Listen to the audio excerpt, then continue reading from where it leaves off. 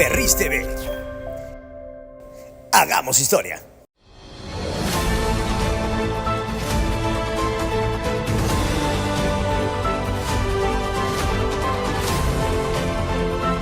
Pedro Ferriz presenta cierre de edición. Hagamos historia.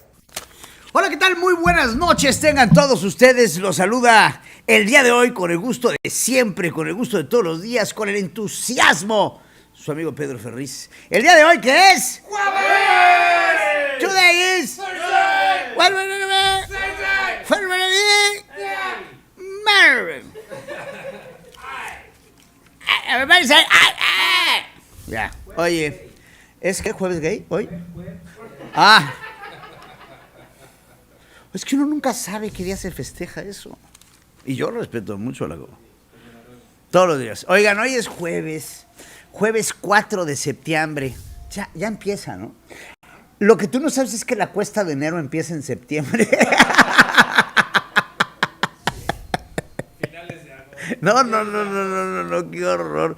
Pero bueno, con el gusto de estar aquí, con el gusto de agradecerles nuevamente a toda la gente que nos sigue a través de esta plataforma de YouTube. En verdad, para nosotros es un placer. Ayúdenos, por favor, a compartir este noticiero. Pónganle suscribirse, activen las notificaciones, mándeselo. Ahí lo puede poner, se mete al video y le pone share, que es, te traduzco, compartir en inglés.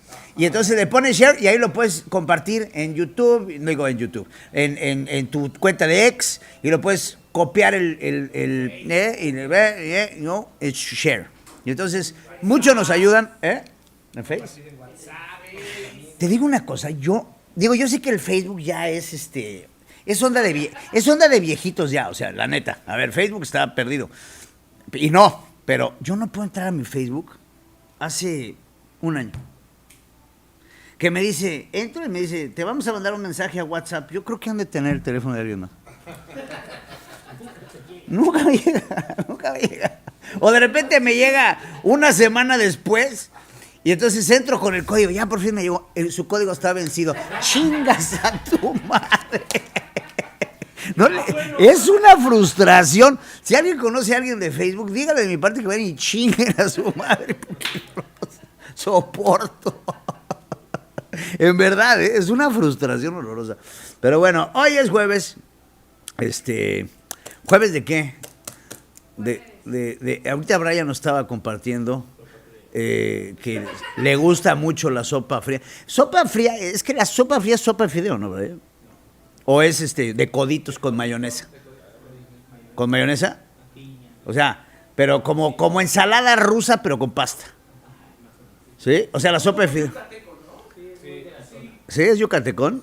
Le dicen ruso, nada más por si acaso, porque hay ruso. Pero es una ensalada.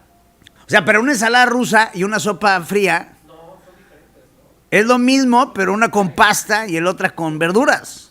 Y es más, a la sopa fría le ponen verduras. Entonces, en realidad, es una ensalada rusa con coditos. ¿Cierto? Sí, Pinches yucatecos, todo lo complica. Todo lo complica. Si hubieran quedado con los panuchos y la sopa de lima, y ya, entonces estamos bien ahí. Pavo con relleno negro. Oigan, queso de relleno. No, bueno, ya. Güey, yo puedo. Es increíble mi capacidad de decir pendejadas. A veces hasta yo me sorprendo. Pero bueno, el día de hoy en las efemérides, fíjense, ahorita está muy de moda la onda de los vikingos, ¿no? ¿O no han visto ustedes las series estas de los vikingos? Sí, están padres, ¿no? La de Vikings, etcétera. Bueno, el día de hoy fue coronado en todavía lo que era incipientemente el reino de Inglaterra. Todavía era el rey de los anglosajones. Inglaterra todavía no estaba conformada como tal. Fue hasta unos años después, con el rey Edmundo, el rey Aethelstan, que era hijo de Alfredo el Grande, en esta época de las invasiones vikingas. Un rey que pasa a la historia de cierto modo desapercibido, considerado en su época bastardo, ya que su papá primero se había casado con una plebeya. Con esta plebeya había tenido un bastardo, que era este rey Ethelstan, que lo habían escondido durante mucho tiempo y después de lo que acabó siendo un pleito interno en la familia por la ambición del esposo, del papá de su esposa, hay un enfrentamiento entre dos hermanos que se acaban matando entre ellos. Ethelstan mata a su hermano, a su medio hermano, que era el legítimo heredero, después de que su papá, al momento de morir, le da la herencia a su hijo bastardo. Entonces, bueno, aunque no es muy tomado en cuenta en los libros de historia el rey Ethelstan, es un rey que trabajó muchísimo en la unificación de lo que hoy se conoce como Inglaterra, al empezar a unificar a los reinos anglosajones con la cultura de los daneses que estaban llegando en una serie de invasiones vikingas que acabaron formando lo que hoy conocemos como Inglaterra. Entonces, pues fue una historia interesante la de el rey Ethelstan. Ahí si la quieren investigar van a ver que es bastante interesante. Toda esta época más o menos en el año 900 a 1000, del año 900 a 1000, entonces entrado la época medieval. También el día de hoy México se declara neutral en la Segunda Guerra Mundial. Después acabamos entrando, pero hoy, si mal no recuerdo, 1939, el presidente de México, quiero decir Lázaro Cárdenas, a ver, chécame, porque luego me equivoco. 1939, quiero decir Lázaro Cárdenas, declara su neutralidad ante la Segunda Guerra Mundial. Fíjense, había la historia ya en la Primera Guerra Mundial y después en la Segunda Guerra Mundial con el antecedente del telegrama Zimmermann, en donde los alemanes en algún momento buscaron el hacer una alianza con México para poder atacar a los Estados Unidos. Esto fue en la Primera Guerra Mundial. En la Segunda Guerra Mundial, México, aunque era aliado de los Estados Unidos, declara su neutralidad hasta que los alemanes hunden dos petroleros. Porque los alemanes no encontraban, bueno, sí encontraban, sabían perfectamente bien que los norteamericanos estaban utilizando barcos civiles para transportar soldados a Europa. No todos los soldados iban en barcos militares, inclusive un barco muy conocido que ahorita está estacionado allá en Long Island, que se llama el Queen Mary, fue uno de los barcos que más se utilizó para llevar y traer soldados en esta Segunda Guerra Mundial. Y entonces, en ese afán de destruir a los barcos que llevaban soldados hacia Europa por parte de los Estados Unidos, los alemanes con dos submarinos, primero hunden el Potrero del Llano, después hunden el Faja de Oro, que fueron los dos buques petroleros que últimamente llevaron a México a entrar a la guerra con una alianza con los Estados Unidos y el famoso Batallón 201 de estos pilotos mexicanos que se fueron hasta Inglaterra. Creo que tuvieron 2 o 3 salidas, o sea, tampoco creas que los mexicanos llegaron a matar alemanes, no, la neta no. La neta, mandamos 4 pinches aviones. ¿Ávila Camacho? Entonces ahí está. Entonces fue Miguel Ávila Camacho. Entonces, bueno, Miguel Ávila Camacho manda el Batallón 201. Hace poquito murió uno de los últimos integrantes del Batallón 201. Pero bueno, México ahí heroicamente estuvo. Mi amor, ¿me abres? Estuvo en la guerra, en la Segunda Guerra Mundial. También hoy en los Estados Unidos lanzan el cable transoceánico, coaxial, que nos da el permiso de tener transmisiones de televisión por primera vez. Creo que ya no. Interesante. Sí, that's all, Chupito Laca. Vamos a hacer una pausa, regreso.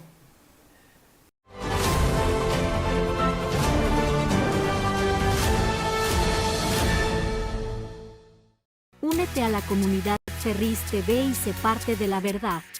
Entra a nuestras redes sociales: Facebook, X, Instagram, YouTube y TikTok. Dale like, suscríbete, comparte y no te pierdas nuestro contenido. Nosotros respondemos con la verdad. Síguenos y sé parte del cambio. Ferris TV. Hagamos historia. Ferris TV. Hagamos historia. La verdad no se detiene. Ferris TV. Hagamos historia. Estamos al aire. Ferris TV. Hagamos historia.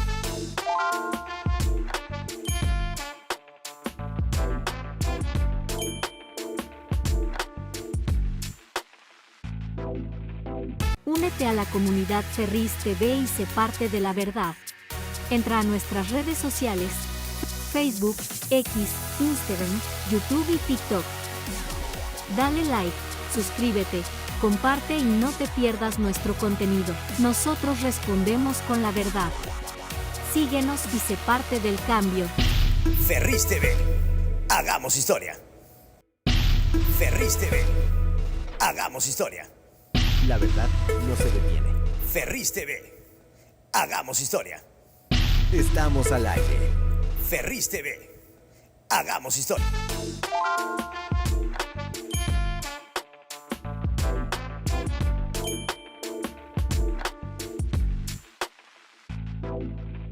Únete a la comunidad Ferris TV y sé parte de la verdad. Entra a nuestras redes sociales, Facebook, X, Instagram, YouTube y TikTok. Dale like, suscríbete, comparte y no te pierdas nuestro contenido. Nosotros respondemos con la verdad. Síguenos y sé parte del cambio. Ferris TV.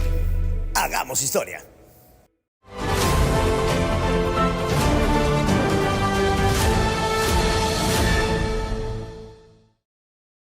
Saludos a mis amigos de Iquire, que me mandan siempre mi Taro Pit, no, Match chingada madre. Matcha Peach. Aquí a la gente que esté en Cancún lo puede pedir aquí en Iquire Café, en el Hotel Celina, en donde transmitimos todos los días. También un agradecimiento al hotel por permitirnos utilizar estos foros.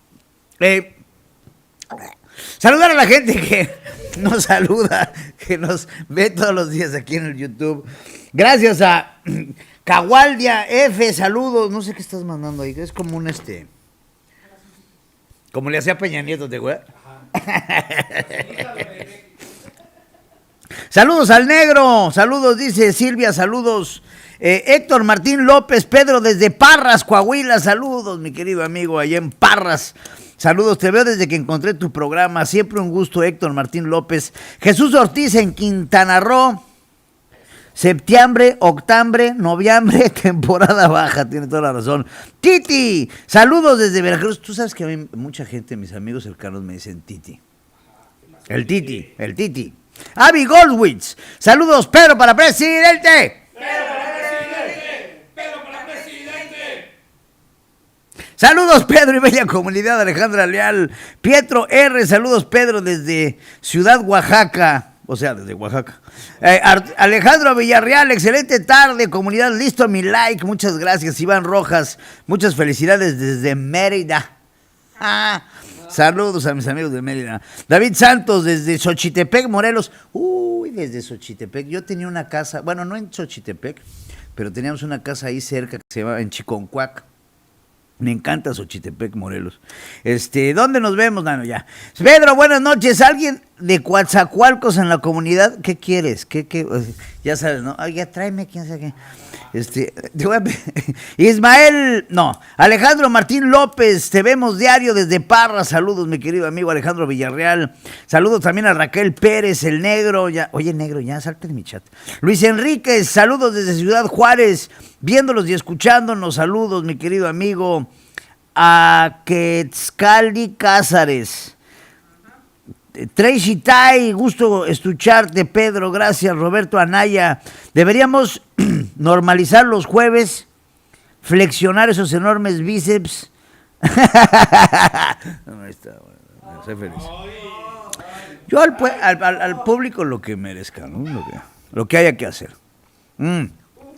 Saludos a todos. Hugo Martínez Carrión, desde Chiapas. Pedro, ojalá hicieron un programa los Ferris, tu papá, Dore y tú. Pues los hemos hecho, ¿eh? Yo tenía un programa con mi papá muy bonito que se llamaba Entre Mentes. Búscalo ahí en internet. En donde entrevistábamos, obviamente eran temas elevados, en donde teníamos conversaciones con expertos. Un programa sensacional, ¿eh? La verdad, vale mucho la pena. Se llamaba Entre Mentes. Era mi papá, un servidor y un invitado. Y el invitado hablábamos de física cuántica, y hablábamos del espacio, y hablábamos de lo que se nos ocurría, ¿verdad? en su momento. Pero es muy buen programa. José Ramón, buenas, saludos. Pero bueno, saludos a todos. Silvia Cruz, saludos, me encanta tu programa. Enrique Navarro, saludos, José Ramón. Lucila Medrano, saludos, me encantan tus editoriales desde Chihuahua, gracias. Pero bueno, vámonos. Brian, bueno. Ahí les va. Parece ser que no nos hemos dado cuenta del tsunami, el cataclismo que tenemos enfrente. Y se los digo con la misma preocupación con la que se los he venido narrando, contando e insistiendo desde hace ya un tiempo. La reforma al Poder Judicial. Es preocupante, y no solamente para el servidor, debería de ser preocupante para la sociedad en su conjunto, lo que vamos a tener que enfrentar.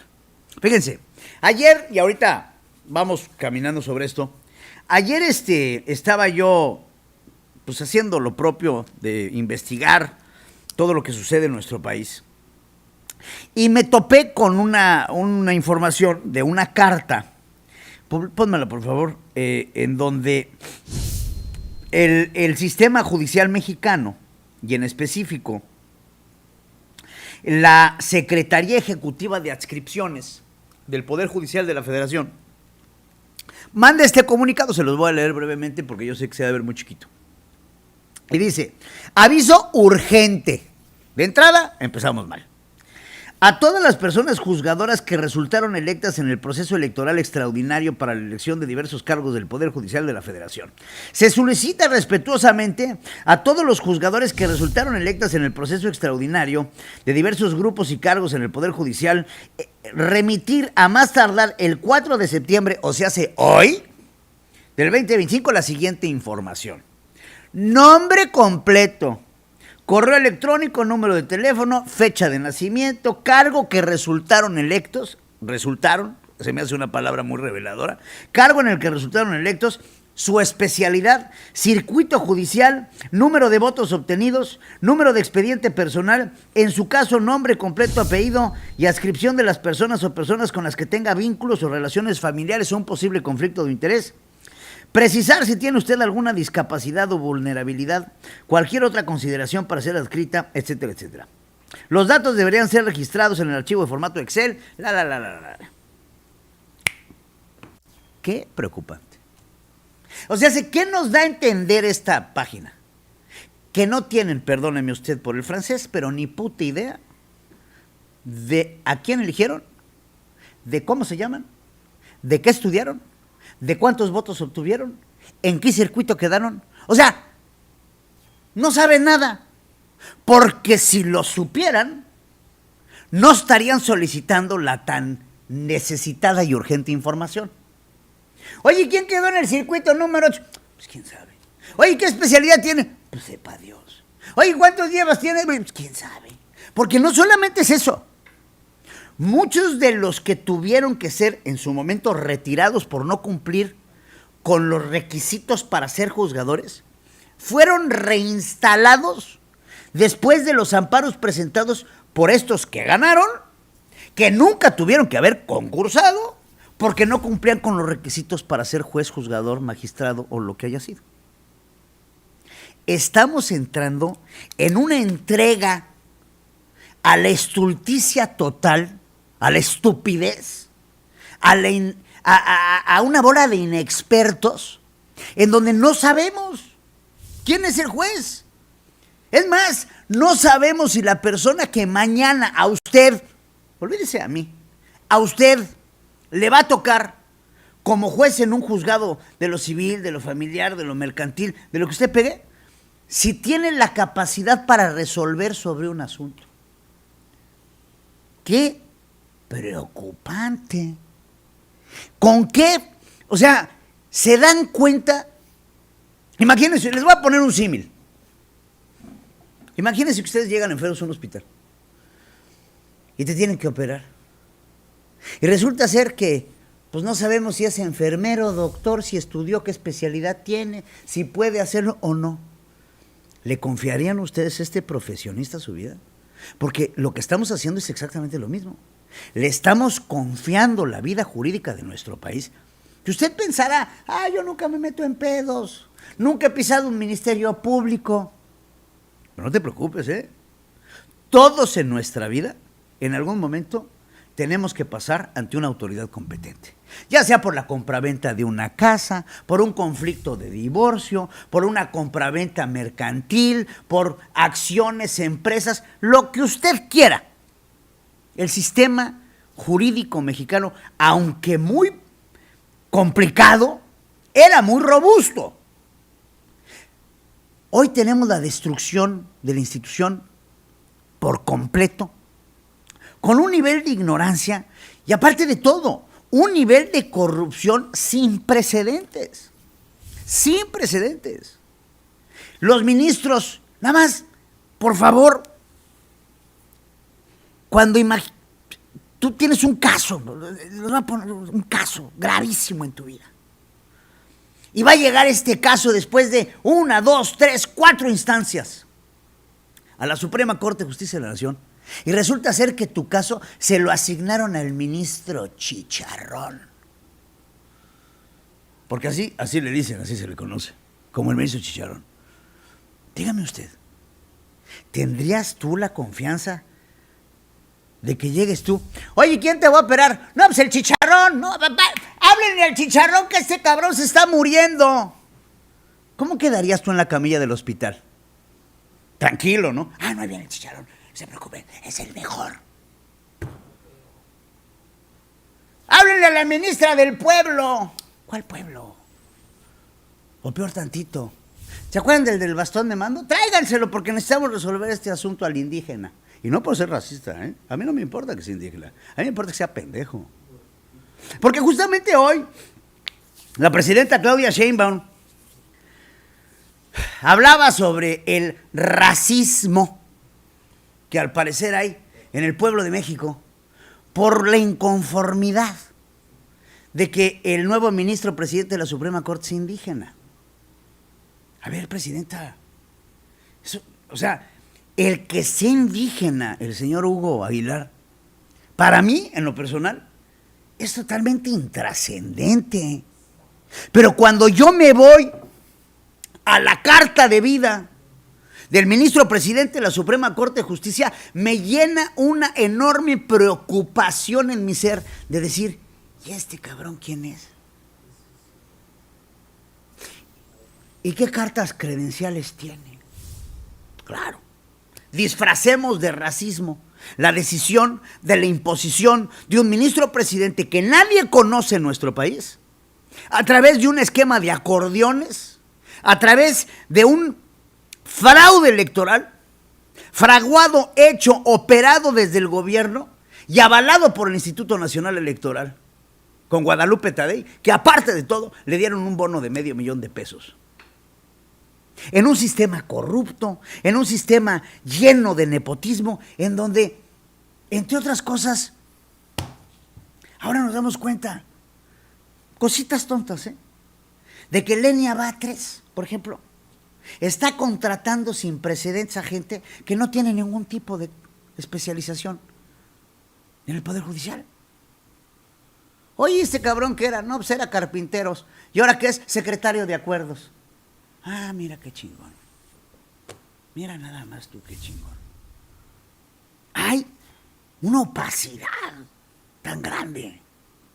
Vamos a escuchar lo que decía la presidenta sobre el racismo. Somos unos racistas. Sobre el ministro presidente de la Suprema Corte de la Justicia de la Nación, el señor, ¿cómo se llama? Hugo Aguilar. Vamos a ver. Hay algunas personas que les molesta mucho, muchísimo, por ese racismo que todavía hay en nuestro país. Que un indígena sea presidente de la Corte. Y mucho de lo que critican de la nueva Corte tiene que ver con eso. Hay todavía esta idea de que solamente hay algunos iluminados que pueden ser parte del Poder Judicial o de la Cámara de Diputados. Recuerdo cuando Morena decidió hacer tómbola para los plurinominales, la primera vez que se anunció eso, una indignación terrible, que cómo era posible que una ama de casa, que una trabajadora del hogar, que un campesino llegara a la Cámara de Diputados. Tenían que llegar puros iluminados, con carreras políticas, Entonces, mucho de la crítica de que si se hizo de esta manera o de esta otra. No se confunda, amiga. No se confunda. Y se lo voy a poner con un ejemplo. Sí nos indignamos con su tómbola, porque su tómbola nos dio como resultado que una bola de gente inexperta llegara al Palacio Legislativo, sin ningún tipo de experiencia política. Olvídense de experiencia política, sin ningún tipo de acervo de cultura o de conocimiento.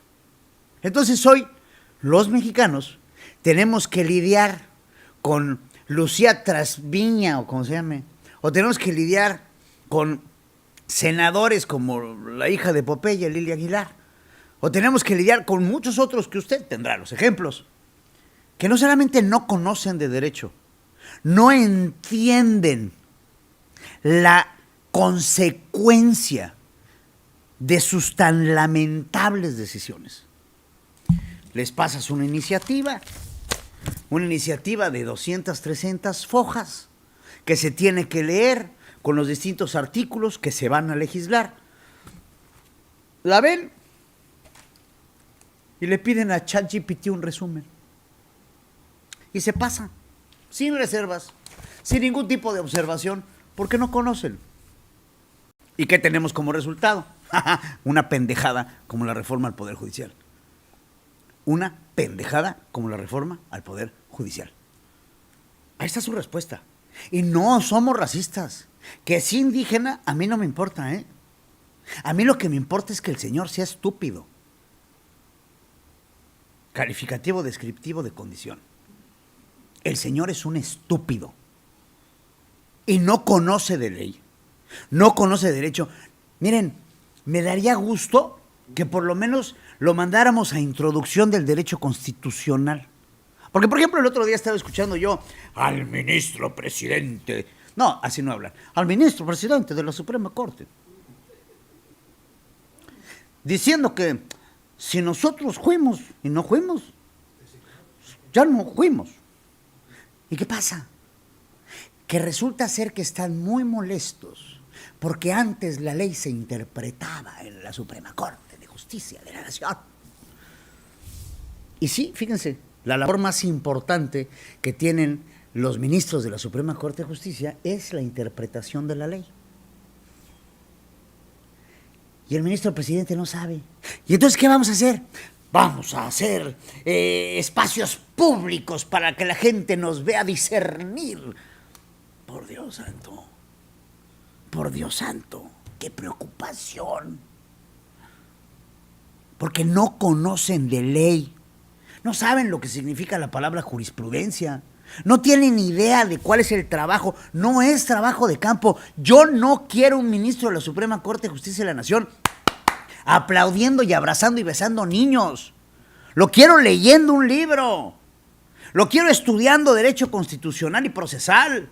Lo quiero entendiendo las nuevas leyes, reglamentos que se van a autorizar desde el Palacio Legislativo para ver su constitucionalidad. Ah, no, espérenme, le vamos a hablar a Loreto Ortiz. Chingua mi madre. Ay, Dios mío santo. Y todo esto, con el paso del tiempo, se va convirtiendo en un olla express, en una olla de presión que eventualmente va a acabar un cagadero. No hoy, no mañana, no pasado. Denle un par de años. Que se empiecen a derrumbar las decisiones, que empiece a haber un descontento social y que los jueces, magistrados y ministros tengan que estarse constantemente subiendo a los carritos alegóricos que no les pertenecen. Porque la justicia no está ahí para ver quién te aplaude. Ya no estamos en la época del César, en donde el César daba justicia esperando los aplausos del Coliseo repleto de estúpidos. México no puede caer en eso. Y estamos cayendo rotundamente en lo que se avecina como un fracaso importantísimo a nivel jurídico. Y eso nos puede llevar a nuestro país a la pérdida de nuestros derechos como ciudadanos, como empresarios, inclusive como partidos políticos. Es verdaderamente preocupante. Ahora, ahí no acaba la cosa. Dice la presidenta Claudia Sheinbaum que no va a interferir en los asuntos de la Corte. ¿Cómo creen? ¿Cómo creen que la presidenta, teniendo a estos subyugados, se va a meter en las decisiones de la Corte como no se metió con Arturo Saldívar, Andrés Manuel López Obrador, que era respetuoso, que acabó tan no siendo respetuoso que el que fue ministro de la Suprema Corte de Justicia de la Nación en tiempos del presidente López Obrador acabó de su besahuevos, como lo es Arturo Saldívar. Y nosotros no nos podemos preocupar. Ay, no, ¿cómo crees que me voy a andar metiendo? En otro tema también que me da mucho gusto que haya una nueva Corte. No voy a influir en sus decisiones en lo más mínimo. No voy a respetar la autonomía del Poder Judicial. La presidenta no va a llamar por teléfono. No va a llamar por teléfono la presidenta. ¿Se acuerdan cuántas veces López Obrador le habló a Arturo Saldívar? No dicho por nosotros, ni inventado por nosotros, dicho por ellos mismos. ¿En dónde se acabó y empezó el berrinche? En el momento en el que Norma Piña agarró al presidente López Obrador y le dijo: hasta aquí llegaste. Somos un poder independiente.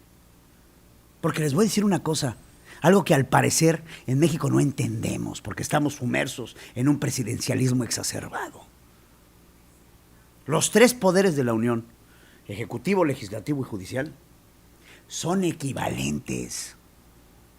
Entonces, a nivel autoridad, a nivel rango, la presidenta de la Suprema Corte de Justicia en ese momento, Norma Piña, el presidente Andrés Manuel López Obrador y la presidencia conjunta del Congreso de la Unión tienen el mismo nivel jerárquico.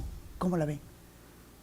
Entonces Norma Piña no tenía por qué estar haciéndole caravanas al presidente López Obrador, al que había que ponerle una línea y decirle: usted no se puede meter a las decisiones de la Suprema Corte de Justicia de la Nación. ¿Y en qué acabó? Acabó en que los legisladores tomaron parte y se unieron y entregaron la independencia de su poder para subyugarse al Ejecutivo. ¿Y en qué acabó? Que hoy tenemos a este indígena sumiso, pocos tompiates, que va a entregar la independencia de la Suprema Corte. No vas a tener que llamarle por teléfono, Claudia. ¿Para qué le hablas? Si lo tienes de tu pelagato. A esos no se les habla, a esos se les chifla. Y ese es el problema. Que hoy la presidencia chifla y hace así, y tanto el legislativo como el judicial está a sus pies. Y eso rompe la armonía de los poderes del Estado. Y eso nos mete a los mexicanos en el fin de una democracia y en el inicio de una tiranía, de una dictadura, de una partidocracia encabezada por un ejecutivo todopoderoso. ¿Hace falta que les haga un pinche dibujo? Porque si es necesario, lo hago, ¿eh? Hoy México no es un país democrático. Hoy México es un país autoritario. Hoy México es comandado por una sola persona con un poder inconmensurable que no debería de ser solicitado así. Porque así no lo solicitó el pueblo de México. Es una imposición de su poder bajo el abuso de un supuesto pueblo que los apoya. Ha llegado el grado de la imposición de este gobierno que crearon una secretaría, vive Dios. Crearon una secretaría para convertirse en la maquinaria de acarreo más grande de nuestro país, de sedición, de inducción al voto, de compra y coacción de voluntades, y se llama la Secretaría del Bienestar. A través de la Secretaría del Bienestar es muy fácil. O te aclimates o te aclichingas, tú decides. Regresamos a las leyes porfiristas, pan o palo, tú decides. ¿Quieres pan? Aquí está tu tarjeta del bienestar. ¿Quieres palo? Vas a ver cómo te va. ¿Vas a votar por mí? Aquí te va tu apoyo. ¿No vas a votar por mí? Vámonos. Oye, pero cállate. Porque te quito tu tarjeta. Es increíble que México regrese a un pensamiento que se tenía en la antigua Roma, en época de Juvenal, este poeta romano, que sacó la frase de pan y circo. Y nos quedamos con esta frase, ay sí, pan y circo, pan y circo. ¿Por qué decía pan y circo? Porque en el momento en el que tienes a un gobierno paternalista, a un gobierno que te da asumiendo tu agradecimiento, te quita en el momento que te hagas revoltoso. México va camino a lo que es una opacidad. Ahora, la presidenta de México festeja que los nuevos ministros de la Suprema Corte se hayan bajado el sueldo. Qué padre, qué bien, qué felicidades. Escúchale y te explico. Pues qué bueno, ¿no? La verdad. Fíjense, el primer acto de la Corte, muy simbólico. Bueno, el primero fue abrir las puertas. Y el segundo, pues es bajarse los salarios. Es muy, muy simbólico. Muchas gracias, presidente.